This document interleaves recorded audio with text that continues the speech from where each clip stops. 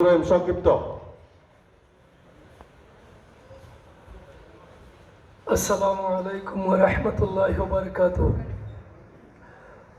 উপস্থিত উদ্যোক্তারা আয়োজিত উরসে গাউসে পাক রাদিয়াল্লাহু তাআলা আনহু বাংলাদেশ ইসলামী ফ্রন্ট মৌলভীবাজার জেলা শাখার দ্বিবার্ষিক সম্মেলন এর মহতারাম সভাপতি, উপস্থিত আজকের প্রধান অতিথি বাংলাদেশ ইসলামী ফ্রন্টের মাননীয় চেয়ারম্যান জননেতা আল্লামা এম এ মতিন মহোদয়, উপস্থিত আমাদের কেন্দ্রীয় পরিষদের জাতীয় নেতৃবৃন্দ, আমাদের আজকের উদ্বোধক সহ বাংলাদেশ ইসলামী ফ্রন্ট মৌলভীবাজার জেলা শাখার 7টি উপজেলার নেতৃবৃন্দ, সবার প্রতি মোবারকবাদ।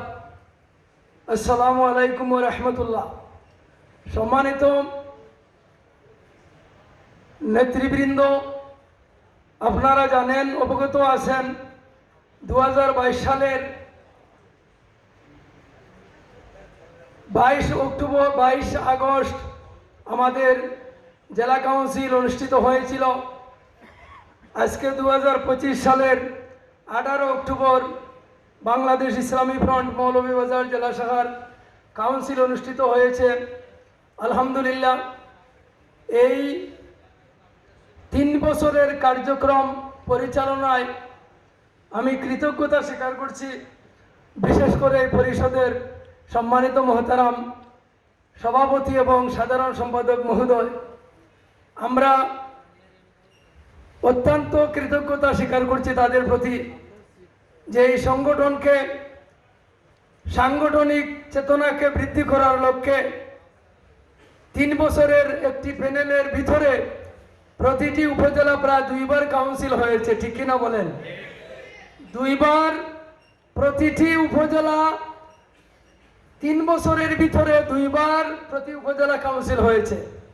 সেখান থেকে যোগ্য নেতৃবৃন্দ উঠে এসেছে। আজকে গত কাউন্সিলের চাইতে এই কাউন্সিল আরো প্রাণবন্ত এবং সফল, সক্রিয় হয়েছে, ঠিক কিনা বলেন? তাহলে বোঝা গেছে গত পরিষদ যেইভাবে, যেই নির্দেশনায়, কেন্দ্র নির্দেশনা মোতাবেক যেভাবে কাজ করার কথা ছিল সেভাবে কাজ করেছে বিদায় আজকে এই সফলতার দ্বার প্রান্তে আমরা পৌঁছে গিয়েছি।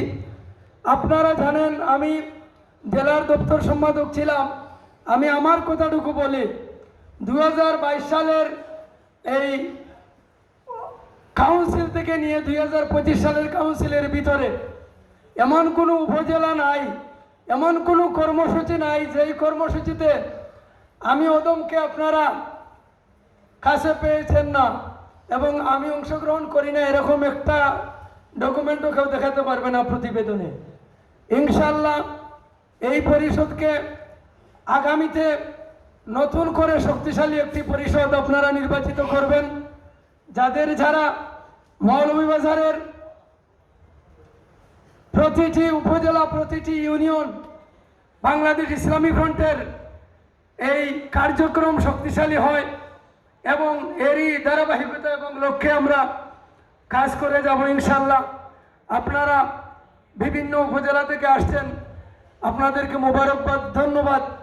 যাতে করে এই কাউন্সিলটা নতুন একটা নেতৃত্ব আসতে পারে, আপনারা যাদেরকে মনোনীত করবেন তাদের দ্বারা আমাদের এই সুন্নিয়তের এই মহান আঞ্জাম খেদমত যেন দিন দিন তরক্কি হয়, সেই আশা আকাঙ্ক্ষা আপনাদের কাছে রেখে আমি আমার সংক্ষিপ্ত বক্তব্য এখানে শেষ করছি।